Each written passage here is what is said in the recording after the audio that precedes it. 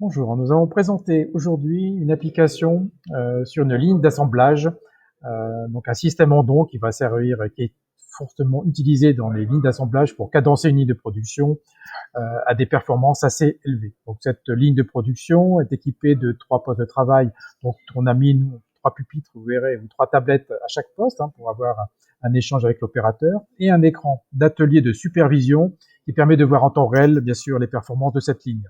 Alors, petit aparté, bien sûr, nous avons aussi connecté cette ligne à un outil d'animation, animation de rituel. Alors, le temps que ça démarre, voilà, on va mettre les pupitres, on n'a pas encore démarré la ligne, donc là, on va activer le temps de production. On voit sur les pupitres, les 3 pupitres, les checklists go no go. Donc, en fait, on demande à l'opérateur de vérifier que tout est correct sur son poste de travail. Une fois que c'est fait, voilà, il valide cette checklist. Alors, on voit qu'on a sur le deuxième pupitre un go no go qui n'est pas complet. Donc là, le chef d'équipe a lui de vérifier s'il va pas et d'y remédier. Et là, maintenant, on peut commencer. Donc, on va pouvoir sélectionner un ordre de fabrication. C'est ce qu'on fait sur le premier poste. On va sélectionner un OF qui est donc de 5 pièces. Allez, c'est parti. Donc, vous voyez donc sur le synoptique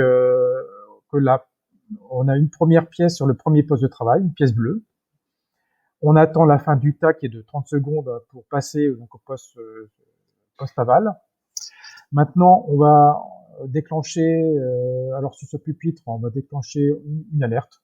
On va faire un appel Andon, donc on appelle une alerte opérateur. Donc l'opérateur signale un problème qualité, il n'est pas bloquant, donc en fait, ça n'empêche pas donc de la ligne de continuer. On va faire le deuxième cas où on aura un appel bloquant, on verra que ça va bloquer la ligne. Donc, par exemple sur le poste 3, on verra après. Donc là, l'opérateur peut là ici stipuler que c'est un problème qui va empêcher de continuer la production. Donc il est rouge, c'est la couleur.